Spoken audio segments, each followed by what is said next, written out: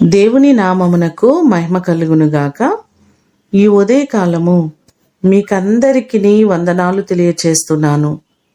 ఈ దినము మిమ్మలను బలపరచు దేవుని మాట. యథార్థముగా ప్రవర్తించు వారికి ఆయన ఏ మేలును చేయక మానడు. కీర్తనలు 84వ కీర్తన 11వ చరణం. కోరహు కుమారులు ఈ మాటలు అనడం మనం చూస్తున్నాం.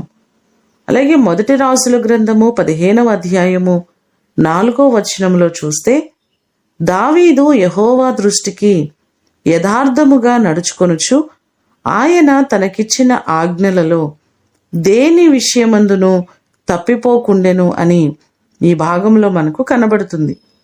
దావీదు దేవుని దృష్టిలో యథార్థముగా ప్రవర్తించారు కనుకనే అతడు బహుగా అభివృద్ధిని, ఆశీర్వాదమును, శాశ్వత కృపను పొందుకున్నట్లుగా బైబిల్లో మనము చూడగలం. మనము కూడా యథార్థముగా జీవించినట్లయితే దేవుడు అనేకమైన మేలులు, ఆశీర్వాదములు మనకు కలుగచేస్తారు. ఈ మాటలు వింటున్న మీరందరూ దేవుని ద్వారా అత్యధికమైన మేలులు పొందుకొని ఆశీర్వదించబడుదురుగాక. ప్రార్థన చేసుకుందాం. పరిశుద్ధుడు అయిన తండ్రి, మీ ప్రశస్తమైన పాదములకు వందనాలు, స్తోత్రాలు.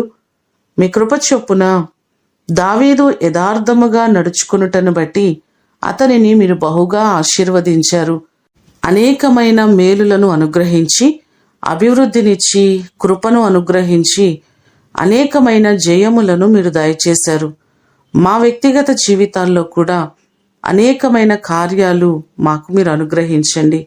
మా ప్రియులెల్లరినీ మీరు జ్ఞాపకం చేసుకుని ప్రతి వారికి నీ కృపాక్షేమములు తోడుగా ఉంచి వారి కుటుంబాలను సమృద్ధిగా మీరు ఆశీర్వదించమని యేసు అతి శ్రేష్టమైన నామమున అడిగి వేడుకొని పొందియున్నాము తండ్రి. ఆమేన్. దేవుడు మిమ్ములను దీవించునుగాక.